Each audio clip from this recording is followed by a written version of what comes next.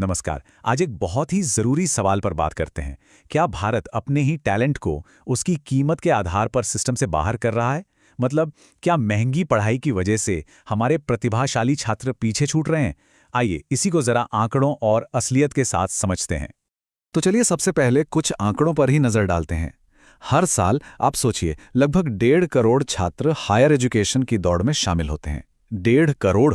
और उनके लिए आईआईटीज जैसे जो टॉप सरकारी संस्थान हैं वहां सीटें कितनी हैं? सिर्फ 17,000। ये फासला कितना बड़ा है इसका अंदाजा लगाया जा सकता है। मतलब कंपटीशन कितना जबरदस्त है ये यहीं से साफ हो जाता है। और देखिए इस जबरदस्त कंपटीशन का सीधा नतीजा क्या होता है। नतीजा ये होता है कि लाखों लाखों ऐसे प्रतिभाशाली छात्र जिनके नंबर बस जरा से कम रह जाते हैं, उनके लिए सरकारी कॉलेज के दरवाजे बंद हो जाते हैं और तब उनके सामने एक ही रास्ता बचता है, प्राइवेट एजुकेशन का।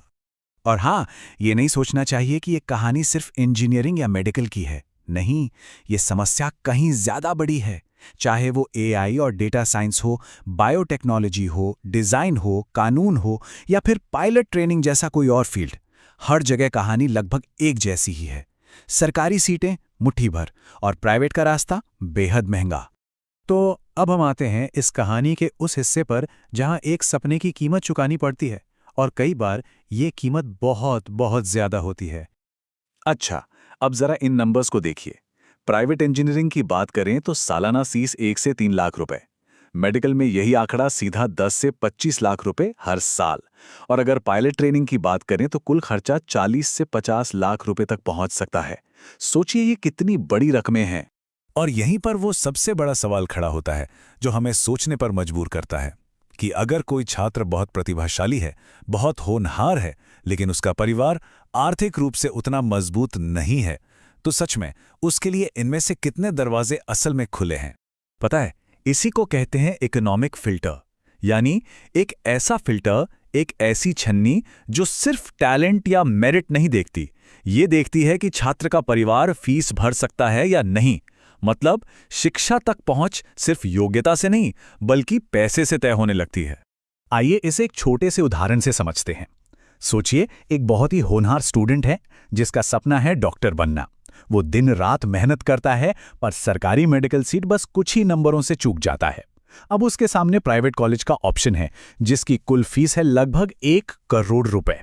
अब एक मिडिल क्लास परिवार के लिए ये रकम जुटाना लगभग नामुमकिन है। तो होता क्या है, उसका सपना वहीं का वहीं खत्म हो जाता है, टैलेंट होने के बावजूद। तो यहां सबसे जरूरी बात क्या निकल कर आती है?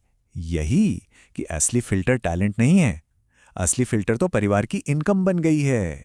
अच्छा, तो अब उन लोगों की बात करते हैं जो किसी तरह हिम्मत जुटाकर पढ़ाई के लिए एक बहुत बड़ा लोन ले भी लेते हैं।